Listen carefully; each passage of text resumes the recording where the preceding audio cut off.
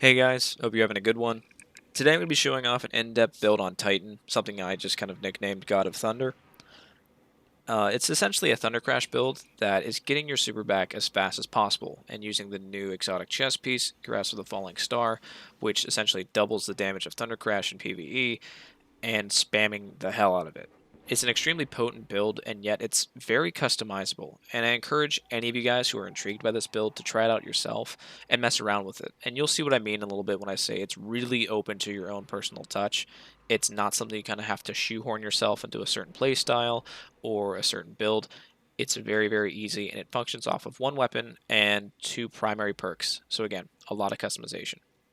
Getting into it, we are on Code of the Missile on Titan, and our primary weapon of choice is Salvager Salvo. What this does is it operates through chain reaction and demolitionist to give us our grenade back almost instantly.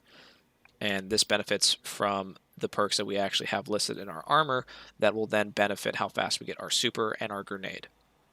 On our helmet, we have our elemental ordnance. Essentially what this does is every time we get a grenade kill, it drops a elemental well. Being that we're on a arc based super, we then have a arc well, and this will play into it later on, and I'll show you how far this build can go in the future.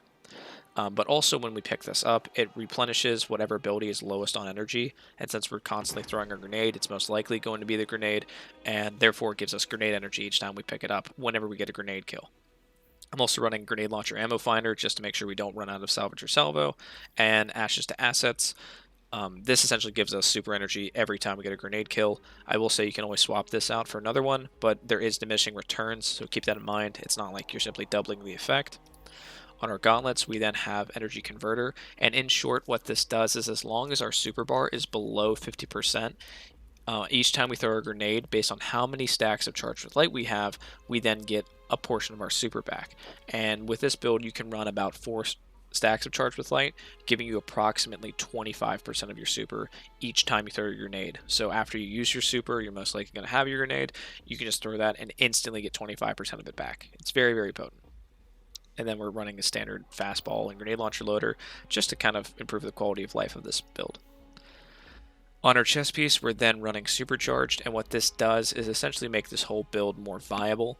It gives us 2 more stacks of Charged with Light, bumping it up to 4. I believe there's another mod that you can also use on top of this to get a maximum of 5 stacks of Charged with Light, and whenever you use the Converter mod with that, it gives you around 30% of your super energy. But again, this is the build I chose to use. Feel free to add that on if you want it.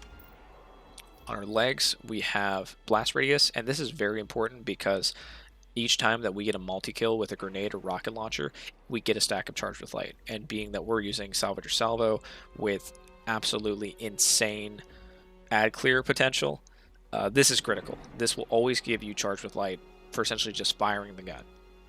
And on top of using Salvager Salvo, since it's Masterwork, we're basically going to get an overpower every time we fire it.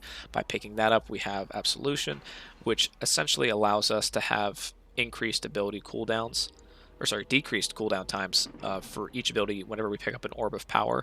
So again, you're already seeing how fast we're going to be getting our grenade back and why it's so important. Then finally, to bring this all together, we have Elemental Charge. And what this does is each time you pick up a well, it gives you a charge of light. And on top of that, if the well that spawned matches your subclass, it then gives you 2 stacks of Charge with Light. And again, since we're using Arc on a grenade, this will benefit us, and we'll get 2 stacks of Charge with Light each time we pick that up. So essentially, we're always going to have 4 stacks of Charge with Light, so you can really use this with a lot of different Charge with Light mods to give you higher damage, say High Energy Fire, for instance, and it really starts to show the potential. The final thing is the heavy weapon and the kinetic weapon are really up to you.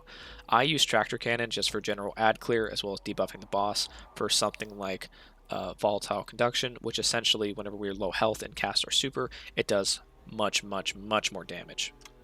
And then finally, I'm also using escape velocity. This is simply to show off osmosis and a future perk I'm going to talk about in a second and why it's so important. But really, you can use anything in the kinetic slot. You could use, say, a 7th Seraph auto rifle and use it to make a Warmind build and slightly adjust this, and it can be really potent. In the heavy slot, you can use Anarchy and you can use Legend of Acris as well. And the reason I recommend these two deals with a mod that should be coming out next reset, which is this Tuesday. And that's Font of Might. And what this does is it states that picking up an elemental well that matches your subclass energy type grants a temporary bonus to the weapon damage of that same elemental type. Meaning you spawn an arc well, your arc weapons do more damage. So you can see if you pair this with something like Acris or Anarchy, and then you shoot off a Salvo, and then use a weapon with Osmosis that turns at arc, all of your weapons across the board have gotten a buff. And again, we don't know what that buff inherently is yet. We don't know if it's 15%, we don't know if it's 30%, and we don't know how that's going to stack with other buffs and other debuffs, say with Warmind cells or with Weapons of Light, etc., etc. We're not sure. But I'll definitely look into that come Tuesday when reset actually comes through. We'll be sure to take a look at that. One final note is the chest piece also gives you an overshield for the farther you travel, up to 20 seconds, and this overshield will not break, or it'll keep replenishing as long as it doesn't break. So it's another little benefit for PvE, because unlike with most kind of destructive one-use supers like Blade Barrage or Nova Bomb, you actually have to get very, very close to whatever you're hitting, so that overshield really helps with survivability of the whole build. Overall, I think this is a great solo build. It's definitely not my favorite Titan build. I'd have to say Sunspot Warminds definitely take that cake there. But playing around with this for the past day or so, especially this morning, it's an incredible build. It's really good at ad clear. If you have those champions or those bosses that occasionally make an appearance, this will destroy them as well. It's really, really, really, really strong. And also it's really fun. It's a nice change of pace from the typical Warmind build that everyone does, because let's face it, Warminds are broken. But I highly encourage you to check it out. The rest of the footage is me going to be running through a Lost Sector real quick, just to showcase this potential, as well as doing a few Waves of Sorrow on the moon. But if you like what you see today, be sure to like and subscribe. Please share this with a friend if you think they would benefit from this or find it interesting. And I want to thank you guys for stopping by and watching. Thanks so much, and have a good one.